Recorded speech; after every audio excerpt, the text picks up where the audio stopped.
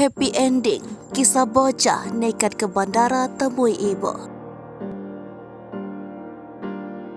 Rifansya nekat ke bandara Soekarno-Hatta ingin pulang, padahal ia tak punya uang dan tiket pesawat. Ia kepingin bertemu ibunya ketika momen lebaran tiba. Selama ini, Rifansya tinggal bersama ayahnya di Pandeglang, Banten. Di bandara, Rifansya terlantar. Ia menangis terseduh-seduh. Petugas kepolisian Terminal 1 Bandara Soekarno-Hatta kemudian melihat bocah tersebut. Kasus Pol Terminal 1 Bandara Soekarno-Hatta, Ibda Pol Agus Mulyadi bingung saat mengetahui tujuan Rifansya. Apalagi, Rifansya terlihat tak membawa persiapan apa-apa. Polisi Bandara Soekarno-Hatta kemudian berkoordinasi dengan polisi di Kalimantan Tengah untuk mencari tahu alamat lengkap ibunda Rifansya. Akhirnya, berkat bantuan petugas pada Jumat 21 April 2023, Rifansya dapat terbang ke Kalimantan Tengah. Saya kasihan, ini sisi kemanusiaan, kata Ibda Pol Agus Mulyadi. Kita tidak tega, bagaimana caranya kita bantu semaksimal mungkin, imbuhnya. Keluarga Rifansya kemudian menjemput anaknya tersebut di Bandara Bangkalan Bon.